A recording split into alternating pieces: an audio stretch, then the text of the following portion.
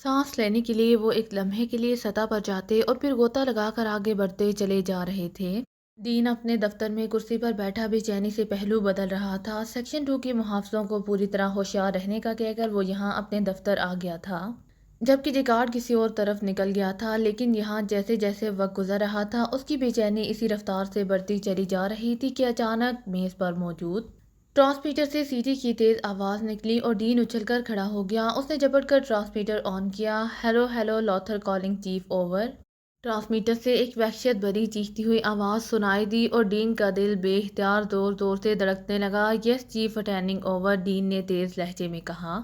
Chief, section 2 पर हमला हो रहा है। वहाँ खौफनाक फायरिंग हो रही है और बम मारे जा रहे हैं। मैं यहाँ ऊपर टावर से देख रहा हूँ। चारों अफराद वहाँ पहुँचे और फिर हर तरफ कयामत टूट पड़ी और वो चारों ही गेट तोड़कर और मुहाफिजों को हला करके अंदर दाखिल हो गए हैं। वैसे अंदर भी मुसलसल फायरिंग हो रही है, ओवर।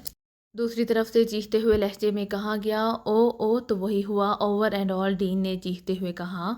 और ट्रांसमीटर ऑफ करके वो पागलों के से अंदाज में दौड़ता हुआ बैरूनी दरवाजे की तरफ बढ़ गया और चंद लम्हों बाद उसकी जीप तूफानी अंदाज में दौड़ती हुई सेक्शन 2 की इमारत की तरफ बड़ी चली जा रही थी। अब वहाँ फायरिंग खत्म हो गई थी। गेट के आसपास हर तरफ लाशें ही लाशें बिखरी हुई नजर आ रही थी। जैसे ही डीन की जीप वहाँ पहुंची, इसी लम्हे जेकार्ड की जीप भी वहाँ पहुंच गई। ये क्या हुआ? ये लोग इस तरह अंधाधुंध कार्रवाई भी कर सकते हैं? डीन ने जीप से उतरते हुए तकरीबन रो देने वाले लहजे में कहा। लेकिन जेकार्ड, जिसका चेहरा टमाटर की तरह सुर्ख हो रहा था, उसकी बात का जवाब देने की बजाय तकरीबन दौड़ता हुआ टूटे हुए फाटक से अंदर की तरफ दौड़ गया और उसके पीछे डीन भी दौड़ा और अंदर भी लाशें मौजूद थीं और बरामदे में 4 मुसल्लह अफराद सहमे हुए खड़े थे। वो डेविड कहाँ है? डीन ने चीख कर कहा।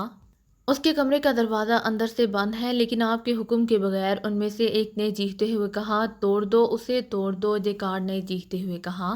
हाँ, ओ वो नीचे तहखाने में होंगे, डॉक्टर चार्ल्स के पास, डीन ने हलक के बाल चीखते हुए कहा। तुम फिक्र ना करो, वो अब कहीं नहीं जा सकते। अब पहली बार तो वो चूहेदान में फंसे हैं, जेकार्ड ने पहली बार कदरे मुतमईन लहजे में कहा। और इसी लम्हे 2 आदमियों ने कंधों की तरफ से दरवाज़ा तोड़ा और फिर वो सब तेज़ी से अंदर दाखिल हुए तो सामने अलमारी के पार्ट खुले हुए थे। हाँ, वो तहखाने में है, डीन ने चीख कर कहा। और आदमियों को बुला लाओ, अब ये कहीं नहीं भाग सकते, जल्दी करो, डीन ने चीख कर कहा। और इसके साथियों में से एक दौड़ता हुआ बाहर निकल गया और फिर चंद लम्हों बाद 6 आदमी दौड़ते हुए अंदर आ गए।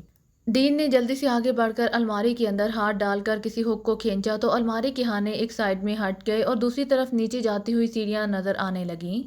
फायरिंग खोल दो, अंदर जाओ, जो नजर आए उड़ा दो, जेकार्ड ने कहा। और 2 मुसल्लह आदमी तेजी से इस अलमारी में घुसे और तेजी से सीढ़ियां उतरते हुए नीचे उतरने ही लगे थे कि अंदरूनी तरफ से तेज फायरिंग की आवाजें सुनाई दी और इसके साथ ही वो दोनों चीखते हुए दहानों से नीचे जा गिरे। बम मारकर इस सारी दीवार को तोड़ दो और अंदर बम फेंको, जेकार्ड ने पीछे हटते हुए कहा। और फिर चंद लम्हों बाद अलमारी समेत दीवार का काफी ज्यादा हिस्सा एक धमाके से उड़ गया। इसके साथ ही अंदर से फायरिंग के साथ साथ एक बम वहां सीढ़ियों पर गिरा और फिर तो जैसे अंदर से गोलियों की बारिश सी शुरू हो गई और डीन और जेकार्ड और दूसरे मुसल्लह अफराद तेजी से साइडों में सिमटते चले गए। अंदर हाथ घुमाकर बम फेंको, जेकार्ड ने चीख कर कहा। लेकिन कोई भी बरसती हुई गोलियों के सामने जाकर बम फेंकने की हिम्मत नहीं कर पा रहा था। अचानक फायरिंग रुक गई और एक आदमी ने बिजली की सी तेजी से सामने आते हुए हाथ घुमाकर अंदर बम फेंक दिया। एक खौफनाक धमाका हुआ, लेकिन अंदर की तरफ से कोई जवाब न आया। अंदर बढ़ो, बम फेंकते जाओ और फायरिंग करते जाओ, जेकार्ड ने चीख कर कहा। लेकिन इसी लम्हे अंदर की तरफ से इंतहाई खौफनाक धमाका हुआ, इस कदर खौफनाक कि जैसे कयामत टूट पड़ी हो। अलबत्ता मुसल्लह अफराद अंदरूनी तरफ चले गए थे। वो वाकई इंतहाई तेज़ी से फायरिंग करते और बम फेंकते हुए आगे बढ़े चले जा रहे थे। इंतहाई खतरनाक तरीन लोगों से वास्ता पड़ गया है वो डॉक्टर चार्लिस, ना जाने उसका क्या हाल होगा, डीन ने कदरे खौफजदा से लहजे में कहा। उसकी ज़िंदगी की अब कोई ज़मानत नहीं दी जा सकती। वैसे मुझे भी अंदाज़ा नहीं था कि ये लोग ऐसे इंतज़ामात को देखने के बावजूद इस कदर अंधा इक़दाम करेंगे। बहरहाल फ़िक्र ना करो, अब उनकी लाशें ही सामने आएंगी, डीन ने जवाब दिया। फायरिंग की आवाज़ें अब काफ़ी दूर से और गहराई से सुनाई दे रही थीं और फिर आवाज़ें सुनाई देनी बंद हो गईं। मेरे ख्याल में वो ख़त्म कर दिए गए हैं, जेकार्ड ने आगे बढ़ते हुए कहा। और डीन भी सर हिलाता हुआ आगे की तरफ बढ़ा। लेकिन जैसे ही वो टूटे हुए हिस्से के सामने आए, दूसरी तरफ से एक मुसल्लह आदमी दौड़कर आता दिखाई दिया। चीफ, चीफ, अंदर एक अधेड़ उम्र आदमी की लाश पड़ी हुई है, ना डेविक है और ना वो दुश्मन, दौड़कर आने वाले ने चीख कर कहा। او او وہ کہاں جا سکتے ہیں اور تو کوئی راستہ بھی نہیں ہے۔ ڈین کے حلق سے انتہائی حیرت بھری چیخ نما آواز نکلی۔ جیکارڈ کے چہرے پر بھی شدید حیرت کے تاثرات تھے، اور پھر وہ دونوں ہی تیزی سے آگے بڑھے اور اکٹھے کئی سیڑھیاں اترتے وہ نیچے پہنچ کر بے تحاشا اندرونی طرف کو دوڑ پڑے کہ اچانک خوفناک دھماکہ ہوا۔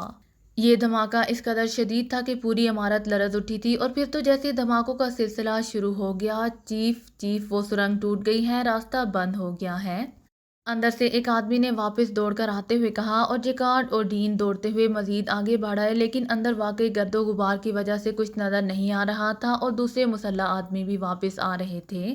یہ کیا ہوا؟ او انہوں نے راستہ بند کر دیا ہے، لیکن اب وہ خود باہر کیسے آئیں گے؟ ڈین نے حیرت اور پریشانی کی شدت سے تقریباً ناچتے ہوئے کہا۔ اندر سے کوئی خفیہ راستہ تو باہر نہیں نکلتا؟ جیکارڈ نے چیخ کر پوچھا۔ او نہیں، کوئی خفیہ راستہ نہیں ہے، کوئی راستہ نہیں ہے۔ یہ سب کیا ہوا؟ اس کا کیا مطلب؟ وہ اندر ہیں اور انہوں نے کوئی طاقتور بم مار کر راستہ بھی خود بلاک کر دیا ہے۔ کیوں؟ ڈین اس طرح ہوتی چیخے چلا جا رہا تھا جیسے اس کا ذہن پلٹ گیا ہو۔ کوئی نہ کوئی راستہ ہوگا ڈین، جلدی سوچو، کوئی راستہ، جیکارڈ نے بھی چیختے ہوئے کہا۔ اس کے لہجے میں ہذیانی پن اور بے بسی تھی۔ میں کہہ رہا ہوں کوئی راستہ نہیں ہے۔ راستہ ہو تو سوچوں۔ کوئی راستہ نہیں ہے، ڈین نے اس بار غصیلے لہجے میں کہا۔ اوکے، پھر آدمی بلاؤ اور یہ ملبہ صاف کراؤ۔ او ایک منٹ، اندر سے کوئی گٹر لائن تو باہر نہیں جاتی؟ جیکارڈ نے بات کرتے ہوئے چونک کر کہا۔ Gutter line? او ہاں جاتی ہے، اندر سے جاتی ہے۔ لیبارٹری کے کیمیکلز کی وجہ سے ایک بڑا دہانہ بھی وہاں ہے تاکہ گٹر کی بروقت صفائی ہو سکے۔ ڈین نے جواب دیا۔ یہ گٹر کہاں جا نکلتا ہے؟ کتنا بڑا ہے؟ جیکارڈ نے لمبا سانس لیتے ہوئے کہا۔ کافی بڑا ہے اور سمندر میں جا نکلتا ہے۔ مگر ڈین نے جواب دیا، وہ بے حد الجھا ہوا نظر آ رہا تھا۔ تو آؤ میرے ساتھ۔ انہوں نے اسی لیے یہ راستہ بلاک کیا ہے کہ وہ اس گٹر کے راستے باہر جا رہے ہوں گے۔ انہوں نے وقت حاصل کرنے کے لیے ایسا کیا ہے۔ آؤ میرے ساتھ، ہمیں فوراً اس دہانے پر پہنچنا ہے، جیکارڈ نے کہا اور تیزی سے واپس مڑ گیا۔ کمال ہے، یہ آدمی ہے یا جن؟ ڈین نے کہا، اور جیکارڈ کے پیچھے دوڑ پڑا، اور تھوڑی دیر بعد وہ بیرونی پھاٹک کو کراس کرتے ہوئے اپنی جیپوں کے پاس پہنچ گئے۔ جہاں یہ گٹر نکلتا ہے اس کے قریب واچ ٹاور پر چلیں، ہم وہاں سے انہیں آسانی سے چیک کر سکتے ہیں، جیکارڈ نے کہا اور تیزی سے اپنی جیپ کی طرف بڑھ گیا، جبکہ ڈین اپنی جیپ پر سوار ہو گیا، اور پھر دونوں جیپیں ایک دوسرے کے پیچھے دوڑتی ہوئی ساحل کی طرف بڑھتی چلی گئیں۔ آگے ڈین کی جیپ تھی اور اس کے پیچھے جیکارڈ کی جیپ تھی، اور پھر تھوڑی دیر بعد وہ دونوں ایک واچ ٹاور پر پہنچ گئے۔ چیف، دو آدمیوں کو میں نے ساحل سے نیچے سمندر میں کودتے ہوئے دیکھا ہے، ٹاور پر موجود ایک آدمی نے ان کے وہاں پہنچتے ہی کہا۔ کہاں؟ کدھر؟ جیکارڈ اور ڈین نے کہا، اور اس آدمی نے ہاتھ سے ایک سمت اشارہ کیا۔ وہ لوگ فارمولا تو بہرحال لے گئے ہوں گے، اب ہم نے انہیں واپس جانے سے روکنا ہے، اور اس کے لیے اب ہمیں ہوش و حواس سے کام لینا پڑے گا، جیکارڈ نے کہا۔ ہم انہیں یہاں تک آنے میں نہیں روک سکے تو واپس جانے سے کیسے روک سکیں گے؟ کمال ہے، ہماری اتنی منظم اور باوسائل تنظیم ہے، ہمارا ہیڈ کوارٹر ہے، ہمارے پاس بے پناہ اسلحہ ہے، ہم یہاں کے رہنے والے ہیں، اور وہ صرف 4 افراد ہیں، اجنبی ہیں، اس کے باوجود وہ ہمیں کھلی اور شرمناک شکست دے کر اب واپس بھی زندہ جا رہے ہیں۔ میرا خیال ہے اب ہمیں خودکشی کر لینی چاہیے، ڈین نے انتہائی مایوسانہ لہجے میں کہا۔ مسٹر ڈین، تمہارا واسطہ ان حالات سے پہلی بار پڑا ہے، اب تک تم نے صرف چیف بن کر احکامات دیے ہیں اور ان احکامات کی تعمیل ہوتی رہی ہے، لیکن ہمارا واسطہ ایسے ہی حالات سے پڑتا رہتا ہے، اور یہ 4 افراد بھی اس قدر تربیت یافتہ ہیں کہ تمہارے پاس تو چند محافظ ہیں، یہ لوگ اسرائیل جیسی طاقتور حکومت کے اندر پہنچ کر بے شمار فوجوں، خفیہ ایجنسیوں اور تربیت یافتہ ایجنٹوں کے منہ سے نوالا چھین کر لے جاتے ہیں، اسی لیے اپنے حواس قائم رکھو، جیکارڈ نے پہلی بار تلخ لہجے میں بات کرتے ہوئے کہا۔ میں نے تمہیں اور تمہارے گروپ کو انتہائی بھاری معاوضہ دے کر یہاں اسی لیے بلایا تھا کہ تم اس فارمولے کی حفاظت کرو گے، لیکن مجھے افسوس ہے کہ تم بھی کچھ نہیں کر سکے، ڈین نے قدرے غصیلے لہجے میں کہا۔ تم فکر نہ کرو، میں ان کا خاتمہ بھی کر دوں گا اور ان سے فارمولہ بھی واپس لے آؤں گا۔ تمہارا اسپیشل ہیلی کاپٹر کہاں ہے؟ جیکارڈ نے کہا۔ تم کرنا کیا چاہتے ہو؟ ڈین نے چونک کر پوچھا۔ دیکھو، یہ بات طے ہے کہ یہ لوگ صرف تیر کر یہاں سے کسی بھی جزیرے تک نہیں پہنچ سکتے، اب اگر انہوں نے فارمولہ حاصل کر لیا ہے تو ان کے لیے سب سے بڑا مسئلہ واپسی کا ہے، اور انہیں معلوم ہے کہ رابرٹو جزیرے تک پہنچنے کے لیے انہیں یا تو لانچ چاہیے یا ہیلی کاپٹر۔ اگر وہ لانچ پر گئے تو لازماً وہ میزائل سے ہٹ ہو سکتے ہیں، اور اگر انہوں نے ہیلی کاپٹر حاصل کر لیا تو پھر شاید تمہارا یہ فائرنگ نظام بھی انہیں نہیں روک سکے گا، اسی لیے سب سے پہلی بات اس ہیلی کاپٹر کو اپنے قبضے میں لینا ہے، جیکارڈ نے کہا۔ او ہاں، واقعی اب بھی ہم انہیں ختم کر سکتے ہیں، آؤ میرے ساتھ، ڈین نے کہا۔ اور تیزی سے واچ ٹاور سے نیچے جانے کے لیے لفٹ کی طرف بڑھ گیا۔ میں اب ہر صورت میں ہیلی کاپٹر کو ان سے محفوظ رکھنا چاہتا ہوں۔ کیا یہاں کوئی ایسا ہینگر ہے جہاں ہیلی کاپٹر کو چھپایا جا سکے؟ جیکارڈ نے جیپوں کی طرف بڑھتے ہوئے کہا، یہاں ایک انڈر گراؤنڈ ہینگر موجود ہے، لیکن کیا ہم اس ہیلی کاپٹر کو فضا میں لے جا کر ان پر فائرنگ نہیں کر سکتے؟ ڈین نے کہا، اس طرح ہمیں حفاظتی نظام آف کرنا پڑے گا اور یہ ان کے فائدے میں جائے گا، اسی لیے بہتر یہی ہے کہ اس اسپیشل ہیلی کاپٹر کو کسی خفیہ جگہ چھپا دیا جائے اور اس کی باقاعدہ حفاظت کی جائے۔ چیکنگ سسٹم کو انتہائی سخت کرنا ہوگا۔ جزیرے پر موجود تمام افراد کو عمارتوں کے اندر بھجوا دو اور ساری چیکنگ واچ ٹاورز اور مشینوں کے ذریعے کراؤ تاکہ جزیرے پر جہاں بھی وہ لوگ نظر آئیں ہم فوری طور پر سمجھ جائیں کہ یہ ہمارے دشمن ہیں۔ پہلے بھی وہ ہمارے آدمیوں کے ساتھ مل جانے کی وجہ سے اپنی کارروائی کر لینے میں کامیاب رہے، جیکارڈ نے اپنی جیپ پر بیٹھتے ہوئے کہا، اور ڈین سر ہلاتا ہوا اپنی جیپ پر سوار ہو گیا۔ عمران اور اس کے ساتھی تیرتے ہوئے اسی جگہ پہنچے جہاں انہوں نے اپنے غوطہ خوری کے لباس چھوڑے تھے، لیکن وہاں پہنچ کر وہ سب حیرت سے دنگ رہ گئے کہ لباس کے چند ٹکڑے تو وہاں موجود تھے لیکن مکمل لباس موجود نہیں تھے، اور یہ ٹکڑے بھی جگہ جگہ پھیلے ہوئے تھے۔ یوں لگتا تھا جیسے کسی نے انہیں کاٹ کاٹ کر ٹکڑوں میں تبدیل کیا ہو اور پھر انہیں ادھر ادھر بکھیر دیا ہو۔ ان میں موجود مخصوص کیمیکل ریشوں کی وجہ سے آبی جانوروں نے ان کی تکہ بوٹی کر دی ہے۔ ویری بیڈ، عمران نے ایک طویل سانس لیتے ہوئے کہا، یہ تو بہت برا ہوا عمران صاحب، اب واپسی کیسے ہوگی؟ صفدر نے بھی انتہائی پریشان لہجے میں کہا، تو تمہارا کیا خیال تھا کہ ہماری واپسی ایسے ہوگی جیسے بارات کی نکاح کے بعد ہوتی ہے کہ لڑکی والے دھاڑے مار مار کر رو رہے ہوتے ہیں اور دولہا صاحب مونچھوں کو تاؤ دیے لڑکی کو ساتھ کار میں بٹھائے واپس جا رہے ہوتے ہیں؟ اگر تمہارے ذہن میں کوئی ایسا منظر تھا تو اسے ذہن سے نکال دو۔ یہ لباس اگر ہمیں صحیح سالم بھی مل جاتے تب بھی ہم اتنا طویل فاصلہ اس کی مدد سے طے نہیں کر سکتے تھے۔ کراپر کی بیٹری بھی ایک حد تک کام دیتی ہے اور کافی کام ہم اس سے لے بھی چکے ہیں، عمران نے مسکراتے ہوئے کہا، لیکن واپسی تو بہرحال ہونی ہی ہے، صفدر نے قدرے جھلائے ہوئے لہجے میں کہا۔ ہاں بالکل ہونی ہے، کیونکہ جو بھی زیرو اس دنیا میں بھیجی جاتی ہے اس کی واپسی مقدر کر دی جاتی ہے۔ ویسے واپسی ٹارزن کی واپسی کی طرح ہونی چاہیے، فاتحانہ واپسی، عمران نے مسکراتے ہوئے کہا۔ اس کا دماغ خراب ہو گیا ہے، شاید یہاں جان پر بنی ہوئی ہے اور یہ ٹارزن کی باتیں کر رہا ہے، تنویر نے انتہائی جھلائے ہوئے لہجے میں کہا۔ دماغ کی واپسی بھی ہوتی ہے، اسی لیے تو کہتے ہیں کہ زیادہ عقل مندی اچھی نہیں ہوتی، ورنہ واپسی پاگلخانے میں ہی ہوتی ہے، عمران نے مسکراتے ہوئے کہا۔ میرا خیال ہے عمران صاحب کو ان لباسوں کو اس حالت میں دیکھ کر خاصا صدمہ پہنچا ہے، لیکن اس میں اتنی گھبرانے والی بات نہیں ہے۔ ہم دوبارہ جزیرے میں داخل ہو کر وہاں سے کوئی لانچ یا وہ اسپیشل ہیلی کاپٹر بھی حاصل کر سکتے ہیں، ہاورڈ نے مسکراتے ہوئے کہا۔ اوہ ہاں واقعی ٹھیک ہے، آؤ میرے ساتھ، ابھی وہ لوگ پوری طرح سنبھلے نہیں ہوں گے، ہم یہ کام آسانی سے کر سکتے ہیں، تنویر نے مسرت بھرے لہجے میں کہا۔ لیکن جزیرے میں داخل کیسے ہوں گے؟ پہلے کی طرح اب وہ اسپیشل وے تو کھلا ہوا نہیں ہوگا، صفدر نے منہ بناتے ہوئے جواب دیا، اور تنویر نے بے اختیار ہونٹ پیش لیے۔ وہ لازماً ہمیں تلاش کرنے کے لیے باہر آئیں گے، اس طرح وہ اپنے ہی نظام کو خود اوپن کریں گے، ہمیں انتظار کرنا چاہیے، ہاورڈ نے کہا۔ تو وہ سب چونک پڑے۔ اسی لیے عمران صاحب ایسی باتیں کر رہے تھے، صفدر نے چونک کر کہا۔ نہیں بلکہ میں تو سوچ رہا ہوں کہ اگر میرے پاس امرو عیار کی زنبیل ہوتی تو ان سب بکھیڑوں سے میری جان چھوٹ جاتی، زنبیل سے اڑنگ قالین نکالتا، اس پر بیٹھتا، سلیمانی ٹوپی پہنتا اور مزے سے اڑتا ہوا واپس پہنچ جاتا، اور تنویر جن بھی میرا کچھ نہ بگاڑ سکتا، عمران نے مسکراتے ہوئے جواب دیا۔ تو صفدر اور ہاورڈ دونوں بے اختیار ہنس پڑے۔ تم ہو بھی جدید دور کے امرو عیار، بلکہ اگر اس دور میں امرو عیار ہوتا تو تمہارا شاگرد ہوتا، تنویر نے مسکراتے ہوئے کہا۔ میں کیسے امرو عیار ہو سکتا ہوں؟ امرو عیار کے پاس تو بے پناہ دولت تھی، ہر جادوگر، ہر شہزادہ، ہر شہزادی اور ہر بادشاہ سے خزانے حاصل کر کے زنبیل میں ڈالتا رہتا تھا، اور میرے پاس کیا ہے؟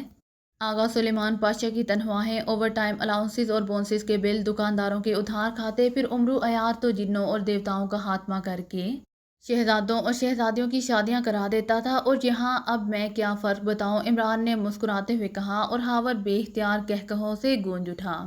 عمران صاحب، کیا واقعی آپ ان لوگوں کی آمد کے انتظار میں ہیں؟ آپ چاہتے ہیں کہ رات تک ہم یہاں چھپے رہیں؟ اچانک ہاورڈ نے انتہائی سنجیدہ لہجے میں کہا۔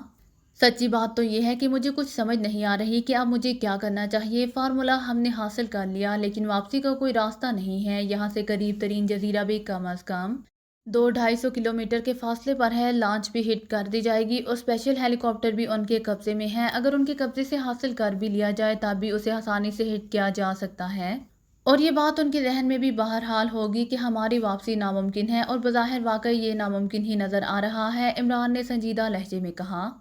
اور سب ساتھیوں کے چہروں پر سنجیدگی اور انتہائی تشویش کے آثار پھیلتے چلے گئے۔ میرے ذہن میں ایک پلاننگ ہے، چند لمحوں کی خاموشی کے بعد ہاور نے کہا۔ تو عمران سمیت باقی ساتھی بھی چونک پڑے۔ کون سی؟ عمران نے پوچھا۔ اگر ہم کسی طرح اسلحہ بنانے والی فیکٹری پر قبضہ کر لیں تو اسے تباہ کرنے کی دھمکی سے ہم انہیں مجبور کر سکتے ہیں کہ وہ ہمیں یہاں سے بھجوانے کے انتظامات کریں۔ ہاور نے کہا، مگر کس طرح؟ ایک تو وہ سوراخ بند ہو چکا ہوگا، اگر نہ بھی ہوا تو ہم دوسری بار بھی پکڑے جائیں گے، اور پہلی بار تو قسمت سے بچ نکلے، لیکن دوبارہ بچ نکلنے کا چانس تو ہرگز نہیں ہوگا۔ صفدر نے کہا، میں نے وہاں اسلحے کی پیٹیاں دیکھی ہیں، ہو سکتا ہے ان کے اندر ہمارے مطلب کا کوئی ایسا اسلحہ ہو جس کی مدد سے ہم اس پر قبضہ کر سکیں۔ ہاور نے کہا، اوہ ویری گڈ ہاور، ریئلی ویری گڈ، تمہاری ذہانت کا کوئی جواب نہیں۔ میرا تو ذہن ہی سوچ سوچ کر معاف ہو گیا تھا، لیکن کوئی امکانی راستہ ہی نہ سوچ رہا تھا۔ لیکن بہرحال یہاں بیٹھ کر مایوس ہونے سے بہتر ہے کہ جدوجہد تو کی جائے۔ نتیجہ بہرحال اللہ تعالیٰ کے ہاتھ میں ہے، عمران نے کہا، اور ہاور کے چہرے پر مسرت کے تاثرات ابھر آئے۔ لیکن ہاور صاحب، صفدر نے کہا۔ ہاور ٹھیک کہہ رہا ہے صفدر، یہاں بیٹھ کر کیا ملے گا ہمیں، بلکہ ہو سکتا ہے کہ کسی بھی وقت وہ کسی سائنسی آلے سے ہمارا سراغ لگا کر ہم پر میزائلوں کی بارش کر دیں۔ وہاں بہرحال کام کرنے کا کوئی امکان تو ہے۔ تنویر نے صفدر کی بات کاٹتے ہوئے کہا، اوکے ٹھیک ہے۔ صفدر نے مسکرا کر کندھے اچکاتے ہوئے کہا، آؤ پھر، لیکن اس کریک کو کراس کرتے وقت ہمیں پوری قوت سے سانس روکنا ہوگا، عمران نے کہا، اور سب نے اسبات میں سر ہلا دیے، اور پھر ایک ایک کر کے وہ پانی میں اتر گئے۔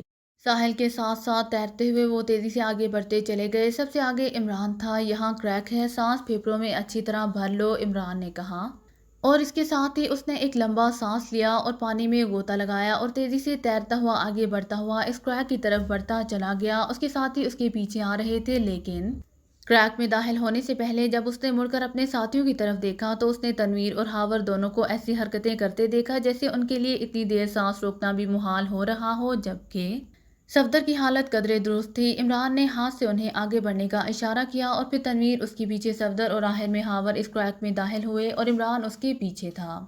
کریک میں اندھیرا تھا۔ عمران نے ان تینوں کی حالت دیکھ لی تھی۔ اسے محسوس ہو گیا تھا کہ یہ تینوں وہاں تک سانس نہ روک سکیں گے جہاں جا کر پانی ختم ہوتا ہے، اس لیے اس نے انہیں اپنے سے آگے جانے کا کہا تھا، لیکن تھوڑی ہی دور جا کر اس کے ہاتھ پانی میں تڑپتے ہوئے ہاور کے جسم سے ٹکرائے۔ ہاور سانس روکنے کی شدید ترین جدوجہد میں مصروف تھا اور ابھی کریک کا حالی حصہ دور تھا۔ عمران نے دونوں ہاتھ اس کے جسم پر رکھے اور پھر پوری قوت سے دباؤ ڈال کر وہ اسے آگے کی طرف دھکیلتا چلا گیا۔ گو اس طرح اس کے اپنے جسم پر بے پناہ دباؤ پڑ رہا تھا، لیکن وہ ہاور کو دھکیلتا ہوا آگے لیے چلا جا رہا تھا، اور چونکہ ہاور آگے صفدر کے جسم سے نہ ٹکرا رہا تھا، اسی لیے عمران سمجھ گیا کہ صفدر سنبھلا ہوا ہے اور آگے اس سے تنویر کی بھی حالت خراب ہوگی تو صفدر اسے سنبھالے ہوئے ہوگا۔ کیونکہ صفدر اس کا اشارہ سمجھ گیا تھا، اسی لیے اس نے تنویر کو پہلے آگے کیا تھا اور خود اس کے پیچھے کریک میں داخل ہوا تھا۔ ہاور کا جسم اچانک ڈھیلا پڑ گیا اور عمران سمجھ گیا کہ وہ بے ہوش ہو چکا ہے۔ اس نے اس کے جسم کو دونوں ہاتھوں میں سنبھالا اور پھر تیزی سے دھکیلتا ہوا آگے بڑھتا چلا گیا۔ اس کی اپنی حالت اب خراب ہوتی جا رہی تھی، لیکن بہرحال وہ اپنے آپ کو شدید جدوجہد کر کے سنبھالے ہوئے تھا، اور پھر اچانک ہاور کا جسم پانی سے باہر نکلا اور اس کے ساتھ ہی عمران کا سر بھی باہر آ گیا، اور عمران نے دونوں پیر کریک کی دیواروں سے لگائے اور لمبے لمبے سانس لینے شروع کر دیے۔ عمران صاحب، اچانک اندھیرے میں صفدر کی آواز سنائی دی۔ تنویر کی کیا پوزیشن ہے؟ عمران نے پوچھا۔ وہ بے ہوش ہو گیا ہے، میں بس آخری کنارے پر ہی تھا، صفدر کی آواز سنائی دی۔ ہاور کی بھی یہی حالت ہے، تم تنویر کو اٹھا کر آگے لے چلو، میں ہاور کو لے کر آتا ہوں، ہم سب سے مشکل راستہ کاٹ آئے ہیں، عمران نے کہا، اور پھر اس نے پیر کو جھٹکے سے آگے کیا اور ہاور کو دونوں ہاتھوں سے اٹھا کر اپنے کاندھے پر لادا اور اس کے بعد آگے پیر رکھ دیے۔ اسے گو پیر جمانے میں کافی مشکل پیش آئی، لیکن وہ اپنے آپ کو سنبھالنے میں کامیاب ہو گیا، اور پھر وہ خشک جگہ پر پہنچ کر تیزی سے آگے بڑھا ہی تھا کہ اچانک اوپر سے تیز روشنی آتی دکھائی دی اور عمران چونک پڑا۔ عمران صاحب، سوراخ بھی موجود ہے اور اندر کمرے میں روشنی بھی ہو رہی ہے، صفدر کی دبی دبی سی آواز سنائی دی۔ ٹھیک ہے، بڑھے چلو، عمران نے کہا، اور چند فٹ آگے بڑھنے کے بعد اسے صفدر کا سایہ نظر آ گیا۔ وہ تنویر کو کاندھے پر لادے ہوئے تھا اور پھر وہ سوراخ کے پاس پہنچ گئے۔ اب روشنی کی وجہ سے یہ ساری جگہ منور ہو رہی تھی۔ عمران نے کاندھے پر لادے ہوئے ہاور کو منہ کے بال زمین پر لٹایا اور مخصوص انداز میں اس کے بازوؤں اور ٹانگوں کو حرکت دے کر اس کے پیٹ میں موجود پانی نکالنے لگا۔ صفدر بھی تنویر کے ساتھ یہی عمل دہرا رہا تھا، اور پھر تھوڑی ہی دیر بعد وہ دونوں کراہتے ہوئے ہوش میں آ گئے۔ او یہ روشنی تو کیا اچانک تنویر کی حیرت بھری آواز سنائی دی، تم ہوش میں آ گئے ہو، فی الحال اسی روشنی کو غنیمت سمجھو، عمران نے مسکراتے ہوئے کہا۔ عمران صاحب میرا تو دل ڈوب گیا تھا، توبہ کس قدر دباؤ تھا۔ ہاور نے بھی اٹھنے کی کوشش کرتے ہوئے کہا، تم لوگوں نے واقعی ہمت سے کام لیا ہے، اب اٹھو، ابھی تو عشق کے امتحان اور بھی ہیں۔ عمران نے مسکراتے ہوئے کہا اور وہ اس سوراخ کی طرف بڑھ گیا۔ سوراخ ویسے ہی موجود تھا۔ عمران نے اندر جھانکا تو چھت پر سے تیز روشنی نکل رہی تھی، کمرے میں پیٹیاں بھی موجود تھیں۔ عمران اچھل کر اس سوراخ پر چڑھا اور پھر آہستہ سے اندر کود گیا۔ اس کے باقی ساتھی بھی اندر آنے لگے۔ رک جاؤ، میں ان میں سے کسی پیٹی کو ہاتھ لگاتا ہوں، اگر مجھ پر ریز فائر ہوں تو مجھے باہر نکال لینا، اور پہلے ہمیں ان کا علاج بھی معلوم ہو چکا ہے، پانی، عمران نے کہا۔ اور سب ساتھیوں نے اسبات میں سر ہلا دیے۔ وہ سوراخ کی بیرونی طرف کھڑے ہو گئے۔ عمران اسلحے کی ایک پیٹی کی طرف بڑھا، اس نے آہستہ سے پیٹی کو ہاتھ لگایا، لیکن جب کچھ نہ ہوا تو اس نے جلدی سے اس پیٹی کو دونوں ہاتھوں سے پکڑ کر ایک جھٹکے سے اٹھایا اور تیزی سے سوراخ کی طرف بڑھ گیا۔ اسے باہر رکھو، باہر ہی اسے چیک کریں گے، عمران نے کہا۔ اور صفدر اور ہاور نے پیٹی سنبھال لی۔ عمران جمپ لگا کر سوراخ سے باہر آ گیا اور پھر تھوڑی دیر کی کوششوں کے بعد آخرکار وہ پیٹی کھول لینے میں کامیاب ہو گئے، اور اس کے ساتھ ہی عمران نے بے اختیار ایک طویل سانس لیا، کیونکہ پیٹی میں ایک جدید ساخت کی میزائل گن موجود تھی جو پارٹس کی صورت میں تھی۔ یہ کمپیوٹر کنٹرول گن ہے، عمران نے اس کے مختلف پارٹس کو دیکھتے ہوئے کہا۔ ظاہر ہے یہ لوگ اسی قسم کا ہی اسلحہ بناتے ہوں گے تاکہ عالمی مارکیٹ میں اسے فروخت کیا جا سکے، صفدر نے کہا، اور عمران نے اسبات میں سر ہلا دیا۔ لیکن اس اسلحے سے ہم کیا فائدہ اٹھا سکتے ہیں، عمران نے کہا۔ ہو سکتا ہے دوسری پیٹی میں اس کا میگزین بھی موجود ہو تو اس کی مدد سے اس ریز پھینکنے والے سسٹم اور دروازے کو اڑایا جا سکتا ہے، ہاور نے کہا۔ چلو یہ بھی چیک کر لیں، اب صرف ایک آدمی باہر رہے گا، عمران نے کہا، اور ہاور اور تنویر دونوں اس کے پیچھے آ گئے، اور اب انہوں نے پیٹیاں اٹھا اٹھا کر فرش پر رکھنے اور کھول کھول کر دیکھنا شروع کر دی، لیکن سب میں وہی گنیں ہی تھیں، ان کا میگزین کسی میں بھی نہیں تھا۔ تم بھی آ جاؤ بھائی، اب تو کچھ اور سوچنا پڑے گا، اور بہتر یہ ہے کہ سب مل کر سوچیں، عمران نے صفدر سے کہا، اور صفدر بھی اس سوراخ سے اندر آ گیا۔ میرا خیال ہے عمران صاحب، ہم سوراخ کے باہر رک کر اگر گن یا اس کا کوئی پارٹ اس دروازے پر ماریں تو لازماً یہاں کا سسٹم اوپن ہو جائے گا، لیکن ہم چونکہ باہر ہوں گے اسی لیے جب چیکنگ کرنے والوں کو یہاں کوئی نظر نہیں آئے گا اور یہ پیٹیاں بھی فرش پر پڑی نظر آئیں گی تو وہ ذہنی طور پر الجھ جائیں گے، اور ہو سکتا ہے کہ وہ مزید چیکنگ کے لیے یہاں آئیں، اس طرح کوئی اسکوپ پیدا ہو جائے گا، صفدر نے کہا۔ یہ سوراخ عقل مندی کا تو نہیں ہے کہ جیسے ہی تم نے اسے کراس کیا ہے عقل مندوں والی باتیں شروع کر دی ہیں تم نے، عمران نے کہا، اور صفدر کے سوا باقی سب ہنس پڑے۔ تو کیا میری یہ تجویز غلط ہے، صفدر نے منہ بناتے ہوئے کہا۔ ارے نہیں، 100% درست ہے، عمران نے کہا، اور صفدر بھی اس بار ہنس پڑا، اور پھر صفدر کی تجویز کے مطابق ہی انہوں نے کارروائی کی۔ میزائل گن کا پارٹس دروازے سے ایک دھماکے سے جا کر ٹکرایا اور تیز سائرن کی آوازوں کے ساتھ ہی چھت سے روشنی کے دھارے سارے کمرے میں پڑنے لگے، لیکن عمران اور اس کے ساتھی سوراخ کے باہر ہونے کی وجہ سے ان ریز سے محفوظ تھے۔ دھارے صرف چند سیکنڈز تک رہے پھر غائب ہو گئے، البتہ چھت سے نکلنے والی روشنی پہلے کی نسبت کافی تیز ہو گئی، اور عمران کے اشارے پر سب ساتھی سائیڈوں میں ہو گئے۔ عمران خود بھی ایک سائیڈ پر ہو گیا تھا تاکہ اگر کسی مشین کے ذریعے کمرے کو چیک کیا جا رہا ہو تو وہ سوراخ کی دوسری طرف کھڑے ہوئے نظر نہ آئے۔ چند لمحوں بعد جیسے ہی روشنی کی تیزی ختم ہوئی عمران سوراخ کے سامنے آ گیا، لیکن کمرہ اسی طرح بدستور بند تھا۔ صفدر کچھ بولنے ہی لگا تھا کہ عمران نے ہاتھ اٹھا کر اسے بولنے سے روک دیا۔ پھر تقریباً 5 منٹ کے بعد اچانک سرر کی تیز آواز فرش کے ایک حصے سے سنائی دی اور وہ سب چونک کر دیکھنے لگے۔ دوسرے لمحے انہوں نے فرش کے ایک حصے کو غائب ہوتے دیکھا اور اس میں سے ایک مشین سے نکل کر باہر آ گئی۔ یہ روبوٹ نما مشین تھی جس کے باقاعدہ 2 ہاتھ تھے۔ اس مشین نے بڑی تیزی سے فرش پر بکھری پڑی پیٹیوں کو اٹھا اٹھا کر واپس اپنی جگہوں پر رکھنا شروع کر دیا۔ مشین کی حرکات بتا رہی تھی کہ اسے کمپیوٹر سے کنٹرول کیا جا رہا ہے۔ جب سب پیٹیاں واپس اپنی جگہ پر پہنچ گئیں تو مشین اسی حالی جگہ پر پہنچی اور پھر نیچے اتر کر غائب ہو گئی، اور اس کے ساتھ ہی سرر کی آواز کے ساتھ ہی وہ فرش کا حصہ برابر ہو گیا۔ آؤ اب ہم اسے کھول سکتے ہیں، عمران نے کہا، اور باہر موجود پیٹی میں سے اس نے میزائل کا ایک پارٹس اٹھایا جس کی ایک سائیڈ چھری کی طرح تھی اور سوراخ پر چڑھ کر اندر کود گیا۔ اس نے فرش کے اس حصے کو جہاں سے فرش دیوار کے قریب سے غائب ہوا تھا کھودنا شروع کر دیا، اور چند لمحوں بعد ایک باریک سی تار جس پر سرخ رنگ کا ربڑ نما میٹیریل چڑھا ہوا تھا نظر آنے لگ گیا۔ عمران نے اس چھری نما حصے کو تار کے اندر ڈالا اور دوسرے لمحے ہاتھ کو ایک مخصوص انداز میں جھٹکا دیا تو کٹاک کی آواز کے ساتھ ہی فرش تیزی سے ہٹ گیا اور نیچے ایک لفٹ نما لکڑی کا فرش نظر آنے لگا جس پر وہ روبوٹ نما مشین موجود تھی، لیکن وہ ساکت تھی۔ عمران نے ہاتھ اٹھا کر سب کو اندر آنے کا اشارہ کیا اور وہ سب تیزی سے سوراخ کو کراس کر کے اندر آ گئے۔ عمران نے انہیں اس پلیٹ فارم پر اترنے کا اشارہ کیا اور پھر سب سے پہلے وہ اس پلیٹ فارم پر اتر گیا۔ اس کے پیچھے صفدر، ہاور اور تنویر بھی نیچے اترے۔ اب عمران ادھر ادھر دیکھ رہا تھا کہ یکلہت چھت سے ایک بار پھر ریز کا دھارا سا نکلا اور ان کے جسموں پر پڑا اور اس کے ساتھ ہی عمران کے احساسات جیسے گپ اندھیرے میں ڈوبتے چلے گئے۔ پھر جس طرح انتہائی گہرے بادلوں سے بجلی چمکتی ہے، اس طرح عمران کے ذہن میں بھی روشنی کی لکیر سی دوڑی اور اس کے بعد آہستہ آہستہ یہ روشنی پھیلتی چلی گئی اور اس کے ساتھ ہی عمران کی آنکھیں ایک جھٹکے سے کھل گئیں۔ دوسرے لمحے وہ بے اختیار اچھل کر کھڑا ہو گیا۔ اس نے ادھر ادھر دیکھا تو وہ اسٹیل جیسی دھات کے بنے ہوئے ایک کمرے میں موجود تھا، جس کے سامنے کا حصہ شفاف شیشے کا تھا۔ اس کے ساتھ ہی بے ہوش پڑے ہوئے تھے، لیکن اب وہ بھی کسمسا رہے تھے اور پھر چند لمحوں کے وقفے کے بعد ایک ایک کر کے وہ ہوش میں آ گئے۔ شیشے کی دوسری طرف ایک کمرہ نظر آ رہا تھا، جس میں ایک طرف ایک مستطیل شکل کی میز تھی، جس کے پیچھے ایک کرسی رکھی ہوئی تھی، لیکن کمرہ خالی تھا۔ یہ ہم کہاں پہنچ گئے ہیں؟ صفدر نے ہوش میں آتے ہی حیرت بھرے لہجے میں کہا۔ مقصد تو پہنچنا ہی تھا، کہیں نہ کہیں بہرحال پہنچ ہی گئے ہیں، عمران نے مسکراتے ہوئے کہا، اور پھر اس سے پہلے کہ ان کے درمیان مزید کوئی بات ہوتی، شیشے کی دوسری طرف نظر آنے والے خالی کمرے کا دروازہ کھلا اور ایک نوجوان اندر داخل ہوا۔ اس نے ایک لمحہ رک کر عمران اور اس کے ساتھیوں کی طرف دیکھا، پھر تیز تیز قدم اٹھاتا کرسی پر آ کر بیٹھ گیا۔ چلو کسی انسان کی شکل تو دیکھی، عمران نے مسکراتے ہوئے کہا۔ اسی لمحے کمرے کی چھت سے ٹچ کی آواز سنائی دی۔ تم میری آواز سن رہے ہو؟ ایک رقص سی آواز سنائی دی۔ جناب نہ صرف آواز سن رہے ہیں بلکہ جناب کو دیکھ رہے ہیں۔ وجاہت اور مردانگی واقعی آپ کی شخصیت میں کوٹ کوٹ کر بھر دی گئی ہے، بلکہ کچھ زیادہ ہی کوٹ دی گئی ہے، اس لیے کہیں کہیں ڈنڈ بھی پڑ گئے ہیں۔ عمران کی زبان رواں ہو گئی۔ تم وہی پاکیزائی ایجنٹ ہو؟ اس آدمی نے اسی طرح سخت لہجے میں کہا۔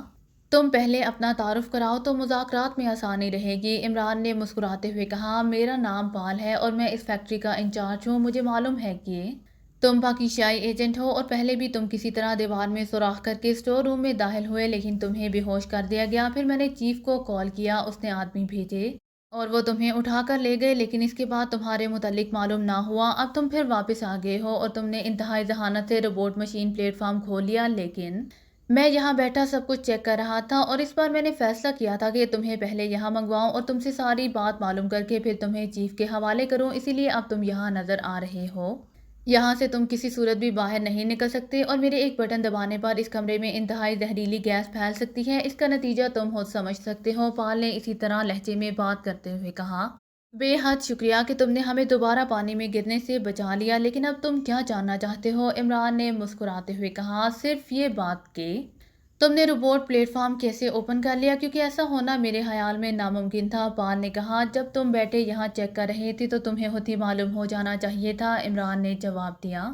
میں نے تمہیں اسی سوراخ سے اندر آتے دیکھا اور پھر تم دیوار کے ساتھ جھکے ہوئے نظر آئے۔ میں تمہاری پشت دیکھ رہا تھا، لیکن مجھے معلوم نہیں ہو سکا کہ تم نے کیا کیا کہ پلیٹ فارم اوپن ہو گیا، پال نے کہا۔ تو عمران مسکرا دیا، وہ اب سمجھ گیا تھا کہ پال نے انہیں کیوں زندہ رکھا ہوا تھا اور یقیناً ابھی تک اس نے چیف کو بھی اطلاع نہیں دی ہوگی، کیونکہ اس طرح اس سسٹم کو آف کر دینے کی وجہ سے چیف اس سے ناراض بھی ہو سکتا تھا، اور یہ بات بھی سامنے آ گئی تھی کہ فیکٹری میں موجود افراد بیرونی واقعات سے لا تعلق ہیں، انہیں علم ہی نہیں ہے کہ باہر کیا ہو رہا ہے۔